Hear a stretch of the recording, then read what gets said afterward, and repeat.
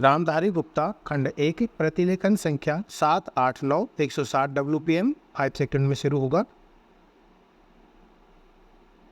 शुरू।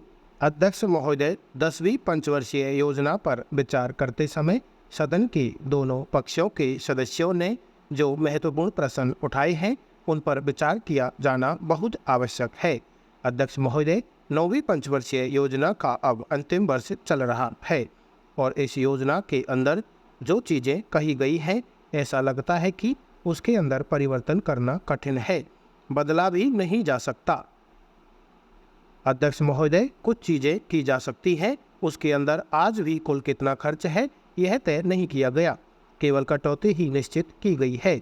शुरू में मैं यह कहना चाहता हूं कि यहाँ पर कुछ सदस्यों ने जो यह प्रश्न उठाया था कि इस पंचवर्षीय योजना का आशय कुछ सरकारी पक्ष से भी बताया है, इसके अंदर कमियां हैं और बहुत सी कमियां हैं जिनके ऊपर मैं यहाँ कुछ दोषारोपण नहीं करना चाहता हूँ।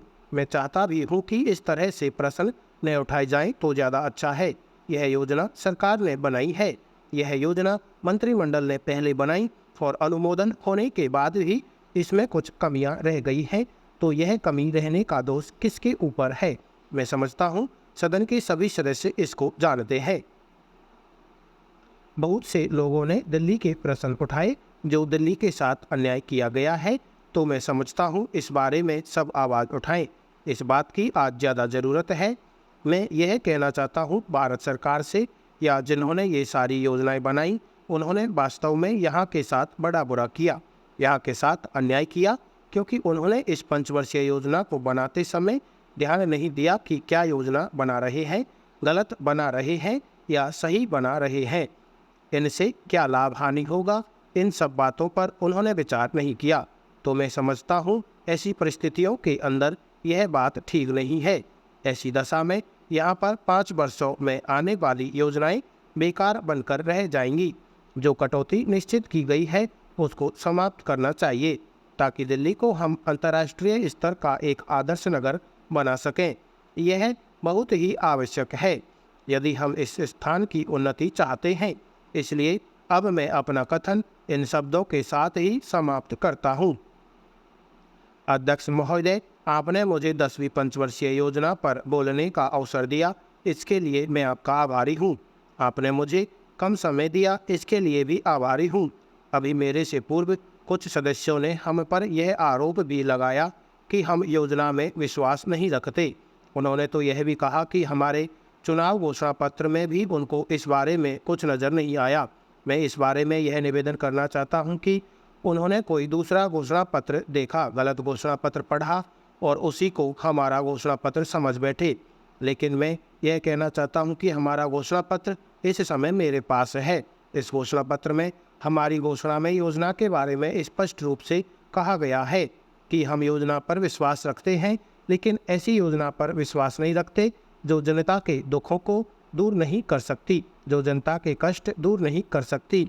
आज तक जितनी भी योजनाएं बनाई गई हैं, जिन्हें हम पहली पंचवर्षीय योजना, दूसरी पंचवर्षीय योजना और 10वीं पंचवर्षीय योजना आदि कहते हैं, उन योजनाओं में हमने जो कुछ निर्धारित किया उनसे हम जनता के दुखों को दूर नहीं कर सके और जनता के कष्ट दूर नहीं हुए। इन योजनाओं के परिणाम भी हमारे सामने हैं। बड़े बड़े अनुभवी बैठे, उन्होंने योजनाएं बनाई, लेकिन योजनाएं ठीक प्रकार से कार्यान्वित नहीं की गई। उन योजनाओं में काफ़ी दोष थे जिसके कारण ये योजनाएं लोगों के दुखों को दूर नहीं कर सकी, लोग दुखी ही रहे। मैं यहाँ पर कहना चाहता हूँ कि जो हमारी योजना थी उसका परिणाम क्या निकला। उसका परिणाम यही निकला कि हमें रुपए का मूल्य कम करना पड़ा। जो योजना होती है वह राष्ट्रधन को ऊंचा करने के लिए बनाई जाती है, लेकिन हमारे सामने आंकड़े हैं, इसका परिणाम हमारे सामने है। हमने अब तक 9 पंचवर्षीय योजनाएं कार्यान्वित की हैं, लेकिन हमारी प्रति व्यक्ति आय में और जीवन स्तर में अपेक्षित वृद्धि नहीं हुई है। यह दुख की बात है। मैं यह कहना चाहता हूं कि हमारा ऐसी योजना में विश्वास नहीं है जो जनता के कष्टों को, जनता के दुखों को दूर न कर सके। हम ऐसी योजनाओं पर विश्वास करते हैं जो उनकी आयु बढ़ा सकें, उनका आर्थिक विकास कर सकें, उन्हें उन्नत कर सकें। सभापति महोदय, ये शब्द मेरे नहीं हैं बल्कि राष्ट्रपिता के हैं। जो लोग आज सरकार में बैठे हुए हैं, क्या वे अपने दिल में सोचेंगे कि वह देशद्रोह शब्द बालकों को अंग्रेजी पढ़ाने के लिए राष्ट्रपिता का कहा हुआ है? आज 54 वर्ष देश को स्वतंत्र हुए हो गए हैं, लेकिन राष्ट्रपिता की इस बात पर आज तक ध्यान नहीं दिया गया है। अंग्रेजी भाषा को पढ़ाना क्यों बंद नहीं किया गया और उसको दैनिक कार्यों में क्यों प्रयोग में लाया जाता है?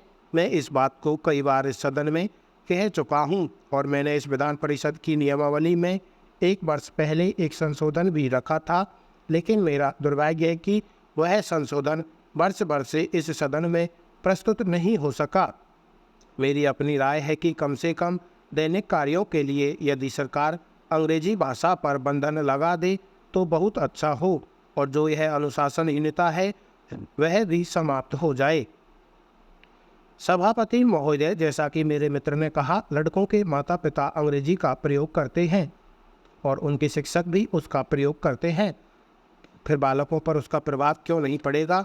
मैं उनसे सहमत हूँ कि बालकों में नकल करने की आदत होती है।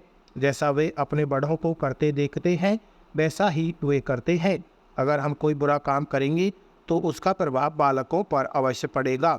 आप देखेंगे कि जिस मनोवृत्ति के माता पिता और शिक्षक होते हैं उसी प्रकार के बालक भी होते हैं। हम दूसरों को तो परामर्श दे देते हैं लेकिन स्वयं उस पर अनुपालन नहीं करते। इसके साथ ही साथ हमको शिक्षा प्रणाली की ओर भी ध्यान देना है। शिक्षा के जिन तरीकों को आजकल अपनाया जा रहा है वे वास्तव में लाभकारी नहीं है।